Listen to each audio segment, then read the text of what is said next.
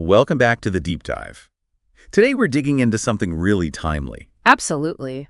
and it actually comes from a listener question. Simon Mahayevsky, thanks so much for sending this in. Great question. Yeah, he asked about the recent Anthropic report on AI in education. Specifically, what does it all mean for college instructors? Which is exactly what we need to be talking about. Exactly. Mm-hmm. So that's our plan today.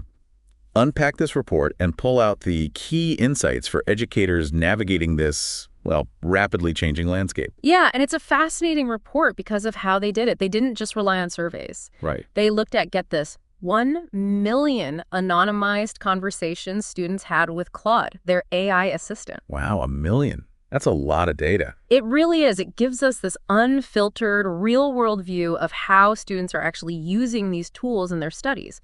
We're talking about Claude here, which is one of these advanced AI models, a large language model. Okay, so our mission, really sparked by Simon's question, is to distill this down.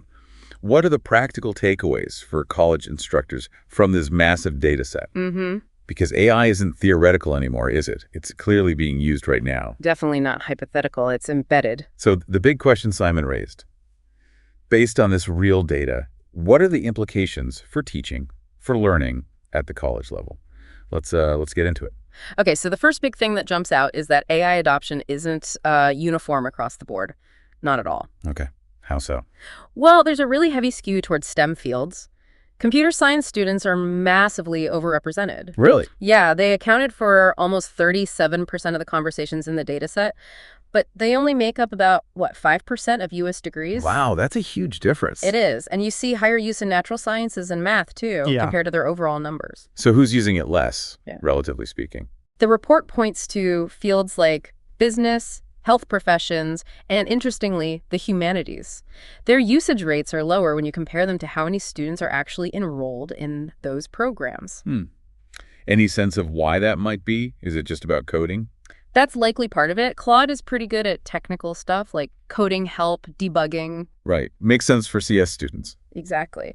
But it could also be about awareness levels in different fields. Maybe STEM students are just more exposed to these tools right now. Or maybe the types of assignments are different? That too. The nature of the tasks, what lends itself easily to AI assistance, probably varies a lot. Getting instant feedback on code is a very tangible benefit. So if I'm an instructor, say, in the English department, what's the message here? Should I just not worry yet? Well, maybe not worry in the same way as a comp sci professor right now, but it's just the wave is coming, Okay. Understanding these early patterns means you can start thinking proactively about how it will affect your students and your teaching, rather than waiting until it's everywhere. So be prepared.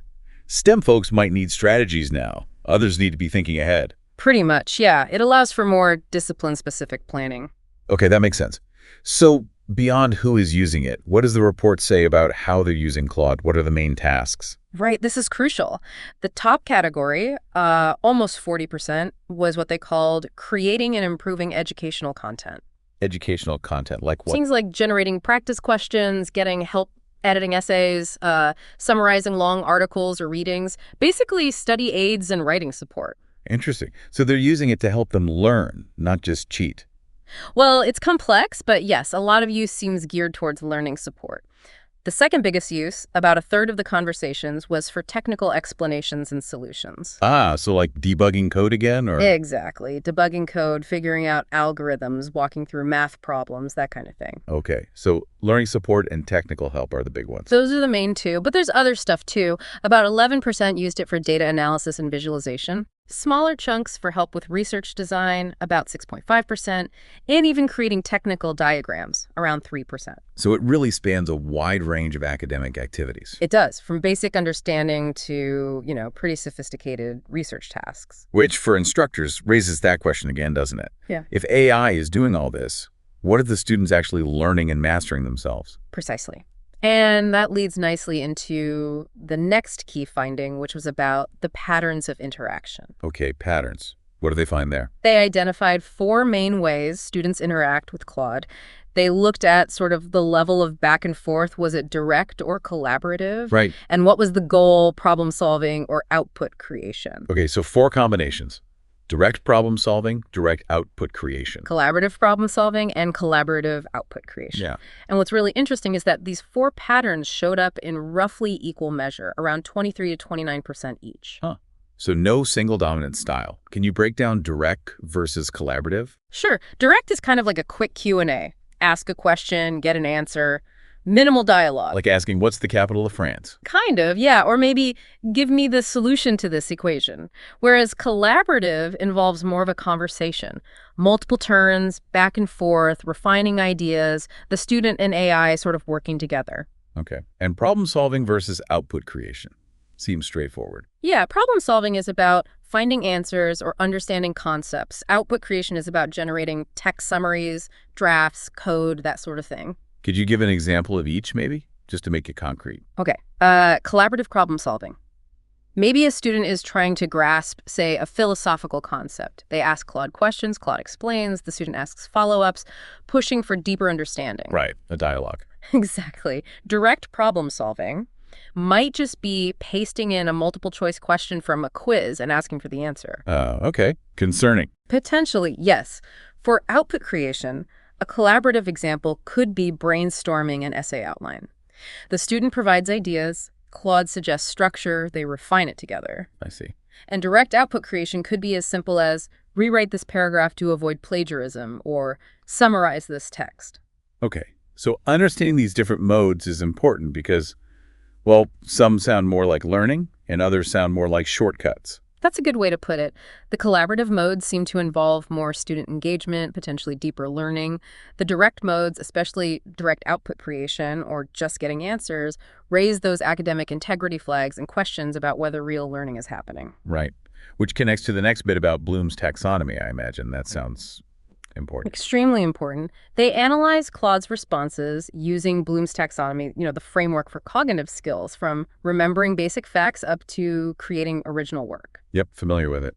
And what they found was really striking. They called it an inverted pattern. Inverted? How so? Claude was most often performing the higher order thinking tasks. Creating new content, like writing drafts or code, was almost 40% of its activity. Analyzing information was another 30%. Whoa. So the AI is doing the creating and analyzing. What about the lower levels? Much less frequent. Mm-hmm. Tasks related to applying, understanding, and remembering were significantly less common in Claude's responses. So, wait. The AI is handling the complex stuff, and the student is doing what exactly? That's the million-dollar question, isn't it? It raises this major concern that students might be outsourcing the very cognitive skills we want them to develop. Yikes. Yeah. If the AI is doing the heavy lifting of creating and analyzing, are students building that solid foundation of understanding and remembering needed for genuine higher-level thought? It sounds like they might not be. The report called it an unstable pyramid. Exactly. You can't build strong higher-order skills on a weak foundation.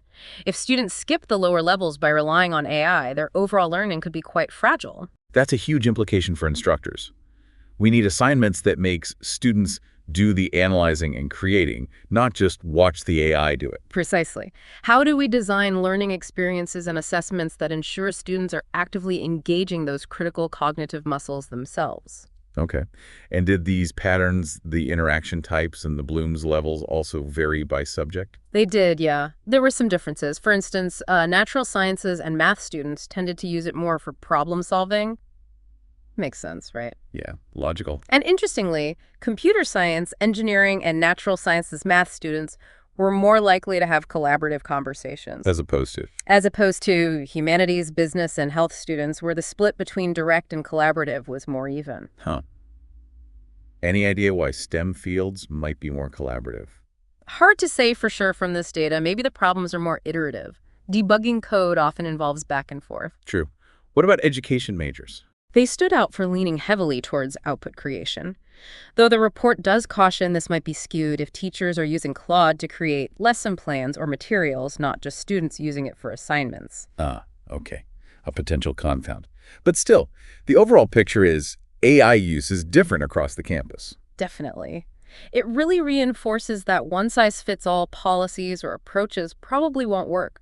What makes sense in engineering might not fit a history seminar. Needs discipline-specific thinking. Absolutely. So, pulling it all together, this Anthropic report gives us this detailed snapshot. AI is here, students are using it in diverse ways, sometimes for learning, sometimes maybe for shortcuts. It's complicated. Very complicated. It presents clear challenges, as the report states plainly, even while showing potential, like that example they mentioned of AI helping students with a complex nuclear fusion project. Right. So what are the really big fundamental questions this leaves instructors with, especially thinking back to Simon's prompt? I think it forces us to confront some core issues. How do we ensure students build those foundational cognitive skills and the metacognitive skills to know when and how to use AI appropriately? Yeah. How do we fundamentally rethink assessment and academic integrity? If AI can write a decent essay or solve a complex problem set in minutes, what does showing your work even mean anymore? What is meaningful learning in this context? Exactly. Does the nature of homework have to change completely? Are traditional exams becoming obsolete for certain skills? These aren't easy questions. Okay. But it's good that companies like Anthropic are also thinking about solutions like that learning mode they mentioned, trying to build in more Socratic guided learning. That's encouraging. So this deep dive, really prompted by Simon's excellent question, gives us a crucial look at the now of AI in universities. It really does. It's not sci-fi. It's the current reality on the ground. And for instructors listening, the big takeaway seems to be, this is happening, it affects your students differently depending on your field, and you need to engage with it proactively. Couldn't have said it better. Informed adaptation is key. So the final thought, maybe for Simon and everyone else teaching at the college level, reflecting on all this, what's the single most critical adjustment you need to consider in your own teaching, in your course design, to make sure students are genuinely developing those essential skills in this AI-infused world? How do we find that balance, using AI's power ethically, while protecting academic integrity and fostering that crucial deep learning? That's the challenge. And this report is just a starting point, really. We need ongoing research and, crucially, ongoing dialogue among educators. Absolutely. Yeah. Well, thanks for digging into this with me. It's a lot to think about. Definitely. Thanks for having me.